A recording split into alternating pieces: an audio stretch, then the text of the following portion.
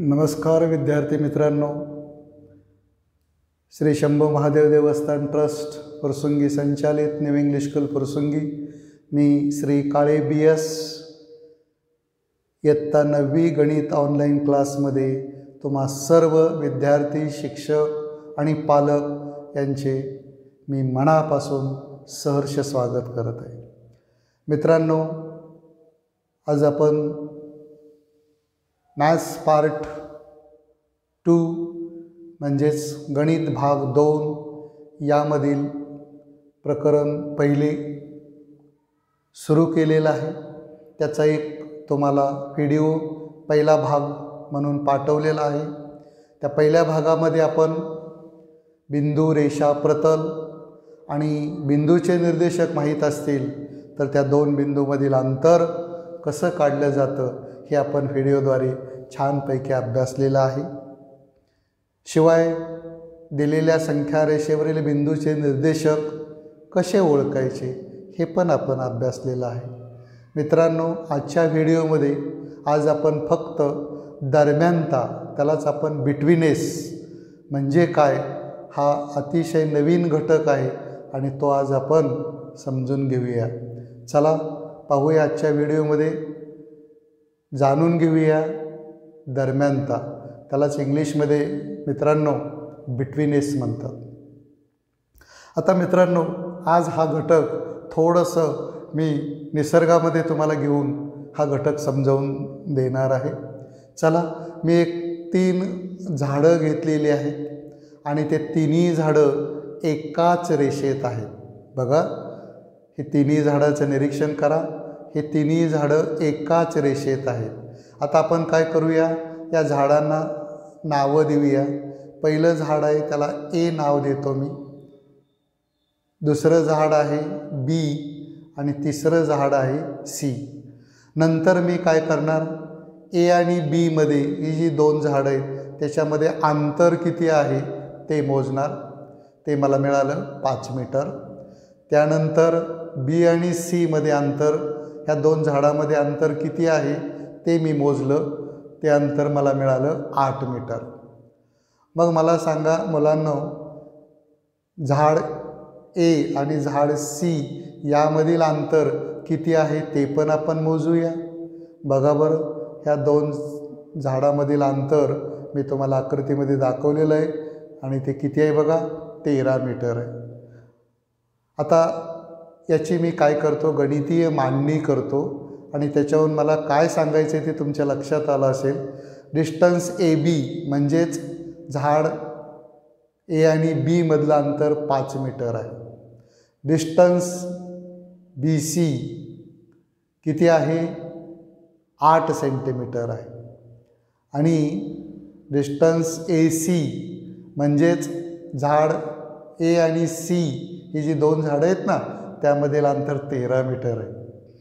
विद्यार्थी मित्रांनो, याचं निरीक्षण केलं तर तुमच्या लक्षात आलं असेल, दोन लहान अंतराची बेरीज मोठ्या अंतरा इतकी येते का नाही? बघा बरं जरा, बरोबर आहे। म्हणून distance AC is equal to, म्हणजेच डिस्टन्स AC बरोबर आहे डिस्टन्स AB अधिक डिस्टन्स BC।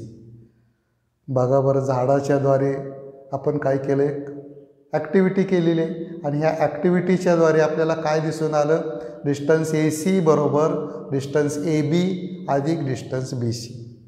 आता यावरून आपल्याला दरम्यानता कशी समजून घ्यायची आहे बघा। त्यासाठी तुम्हाला या अंतराचं निरीक्षण केल्यानंतर काय म्हणता येईल बघा, B हे झाड A आणि C च्या दरम्यान आहे असे म्हणतात।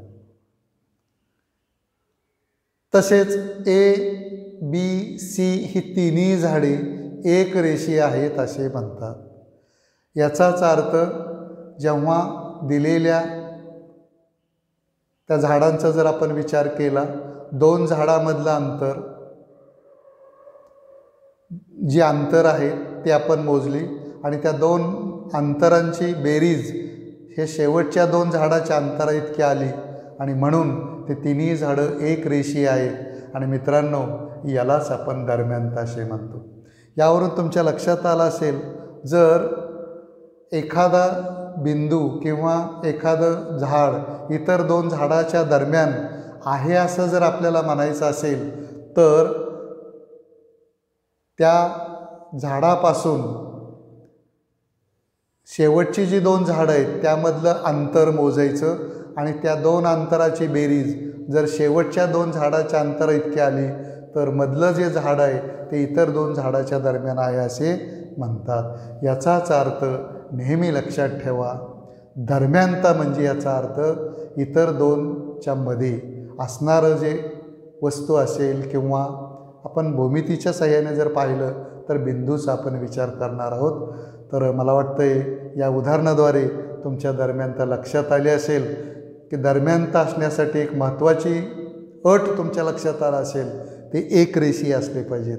आणि जेव्हा एक रेषीय असतात, नुसतं एक रेषीय असून चालणार नाही, दोन लहान अंतरं जे असतात त्यांची बेरीज मोठ्या अंतरा इतकी जर आली तर मधला बिंदू किंवा मधली जी वस्तू आहे ती इतर वस्तूच्या दरम्यान असते आणि यालाच आपण दरम्यानता असे म्हणतो. मला वाटतं दरम्यानता संकल्पना तुम्हाला या उदाहरणावरून चांगली स्पष्ट झाली असेल.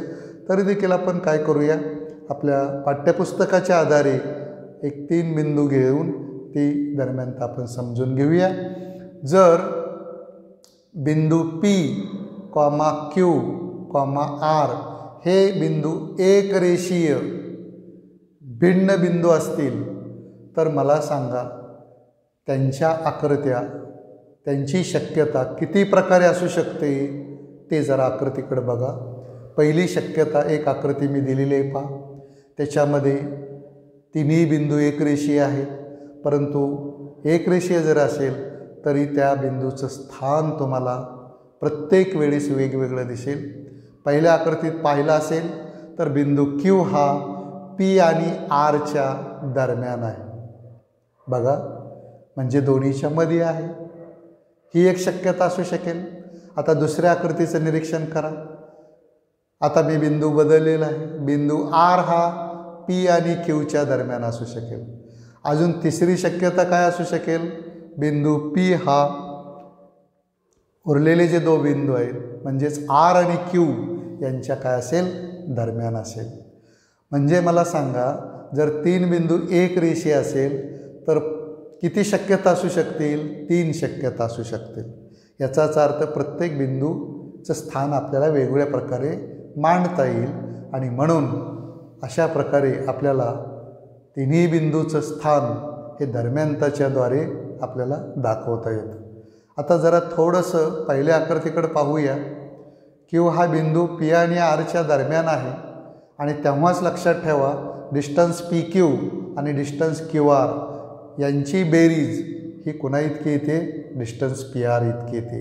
म्हणजेच बिंदू P आणि R यामधील अंतर हे नेहमी बिंदू P आणि Q आणि बिंदू Q आणि R यांच्या अंतराच्या बेरजेइतके असते आणि तेव्हाच आपण म्हणू शकतो बिंदू Q हा P आणि Rच्या दरम्यान आहे. म्हणजे यावरून काय लक्षात आलं मित्रांनो तुमच्या, जर दिलेले 3 बिंदू एक रेषीय असतील तर मधला बिंदू हा इतर बिंदूच्या दरम्यान आहे का नाही हे ठरवायचं असेल तर 2 लहान अंतराची बेरीज करा आणि ती जर मोठ्या अंतरा इतकी आली तर आपण सांगू शकतो बिंदू Q हा बिंदू P आणि Rच्या दरम्यान आहे. तसंच तुम्ही दुसऱ्या आकृतीवरून सांगू शकता, 2 अंतर मोजू शकता आणि मग R हा बिंदू P आणि Qच्या दरम्यान आहे का नाही हे ठरवू शकता. तसंच तिसऱ्या आकृतीमध्ये सुद्धा तुम्ही या अंतराचं सूत्र वापरून तुम्ही तो बिंदू इतर बिंदूच्या दरम्यान आहे का नाही हे तुम्ही पाहू शकता. आणि मित्रांनो, यालाच दरम्यानता असे म्हणतात. आणि त्या आकृतीमध्ये जर दरम्यानता असेल किंवा त्या 3 बिंदूमध्ये जेव्हा दरम्यानता असते तेव्हा आढळते, तेव्हा ती दरम्यानता कशी दाखवली जाते ते खाली सिम्बॉलिकली चिन्हाच्या स्वरूपात दाखवले बघा. दरम्यानता P-Q-R असे दर्शवतात. म्हणजेच दिलेले 3 बिंदू एक रेषीय असतील आणि एक बिंदू इतर 2 बिंदूच्या दरम्यान असेल तर ते तिन्ही बिंदू मधील दरम्यानता दाखवण्यासाठी चिन्हाचा वापर कसं करतात हे तुमच्या लक्षात आलं असेल. किंवा दरम्यानता माहीत असेल तर त्या दरम्यानतेवरून सुद्धा आपण सांगू शकतो की बिंदू Q हा बिंदू P आणि Rच्या दरम्यान आहे, किंवा बिंदू P आणि Q आणि R हे एक रेषीय बिंदू आहेत असे म्हणतात. आता थोडंसं हेच मी इंग्लिशमधून दिलेलं आहे पहा. बिटवीन एस त्याला म्हणतो. If point B is between point A and C then length of A B plus length of B C is equal to the length of A C. ते आकृतीच्याद्वारे दाखवलं आहे बघा. Distance between A B plus distance between B C, you take the addition then you have to get distance A C. म्हणजेच 4 + 10 14 हे ए सीचं अंतर आहे. आणि मित्रांनो याच वेळेस आपण सांगू शकतो बिंदू P हा point B is between point A and C. This is most important betweenness. आता शेजारी मी एक आकृती दिलेली आहे पहा. त्याच्यामध्ये एक 3 बिंदू एक रेषीय दिलेले आहेत आणि 3 बिंदू एक रेषीय दिलेले नाहीत. तर त्याच्यामध्ये बिटवीनेसपणा तुम्हाला सांगता येईल का, हे थोडंसं जरा विचार करा बरोबर. बघा पहिल्या आकृतीमध्ये तिन्ही बिंदू एक रेषीय आहे. ए आहे, यू आहे आणि एन आहे. हे तिन्ही बिंदू एक रेषीय आहे आणि यावरून तुम्ही सांगू शकता बिंदू ए हा ए बिंदू एन आणि यूच्या दरम्यान आहे. आता दुसऱ्या आकृतीकडे बघा बरं. एच आहे, एस आहे आणि पी आहे आणि हे तिन्ही बिंदू एक रेषीय नाहीत. मग मला सांगा पी हा एसच्या दरम्यान आहे असं म्हणू शकता का तुम्ही? नाही सर, म्हणू शकत नाही. कारण का, त्याच्यामध्ये कोणता बिंदू कोणत्या बिंदूच्या दरम्यान आहे हे आपण सांगू शकत नाही. आणि बरोबर आहे मित्रांनो, यावरून तुमच्या लक्षात आलं असेल की दिलेला बिंदू मध्ये दरम्यानता आहे का नाही हे जर आपल्याला पाहावायचं असेल तर पहिल्यांदा ते तिन्ही बिंदू कसे असले पाहिजेत, एक रेषीय असले पाहिजेत.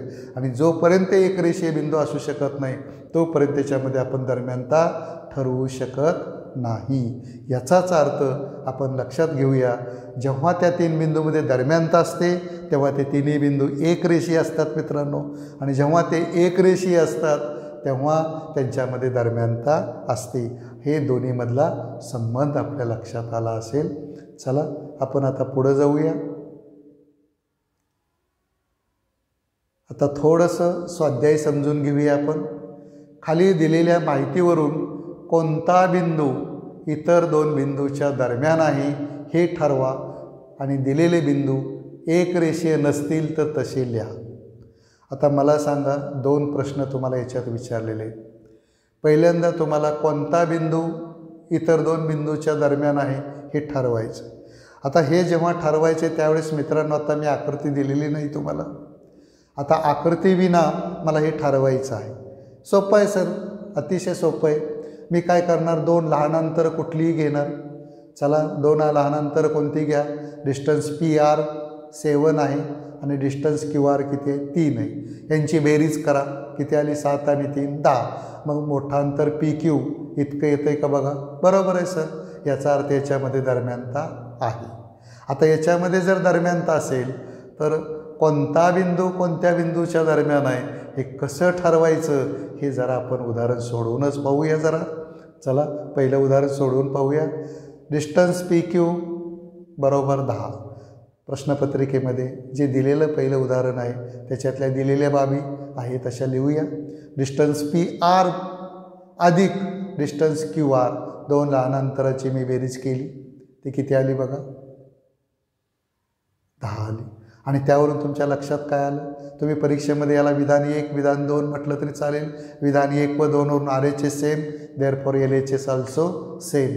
म्हणजेच डावी बाजू उजवी बाजू समान असेल तर डावी बाजू आपण समान लिहू शकतो. आणि म्हणून डिस्टन्स PQ बरोबर डिस्टन्स PR अधिक डिस्टन्स QR. याचाच अर्थ 2 लहान अंतराची बेरीज मोठ्या अंतरा इतकी आलेली आहे. ही आपली कंडिशन सॅटिस्फाय झालेली आहे. आणि म्हणून मित्रांनो बिंदू P, R, Q हे सर्व बिंदू एक रेषीय आहेत. हे एक रेषीय का आहेत, कारण 2 लहान अंतराची बेरीज मोठ्या अंतरा इतकी आहे आणि म्हणून ते तिन्ही बिंदू एक रेषीय आहे. आणि जेव्हा एक रेषीय असतात त्यावेळेस कोणता बिंदू कोणत्या बिंदूच्या दरम्यान आहे कसं सांगायचं? दोन लहान अंतरापैकी जो बिंदू 2 वेळा आले, पुनरावृत्ती झालेला आहे, तोच बिंदू लक्षात ठेवा, इतर 2 बिंदूच्या दरम्यान आहे. मग बघा बरं, उजव्या साईडला डिस्टन्स PR अधिक डिस्टन्स QR आहे ना, याच्यामध्ये कोणता बिंदू पुनरावृत्ती झाले? R. आणि म्हणून R हा बिंदू P आणि Qच्या दरम्यान आहे. आणि ते दरम्यानता दाखवण्यासाठी खाली कसं दाखवणार? P-R-Q अशी दरम्यानता दाखवली जाते. खाली तिथं प्रिंट झालेलं नाही मित्रांनो, सॉरी त्याच्याबद्दल, पण लक्षात घ्या खाली मी दरम्यानता दाखवले. कशी दरम्यानता दाखवली बघा? P-R-Q ही दरम्यानता अशी दाखवलेली. आणि त्यांचं म्हणणं असं आहे की ते एकरेषीय जर नसतील तर एकरेषीय नाहीत असं म्हणा. मग मला सांगा, ते जर एकरेषीय नसतील तर त्यांच्यामध्ये दरम्यानता दाखवता येईल? नाही. आणि त्यांच्यामध्ये दरम्यानता दाखवता येत नसेल तर कोणता बिंदू कोणत्या बिंदूच्या दरम्यान आहे हे पण आपण म्हणू शकत नाही.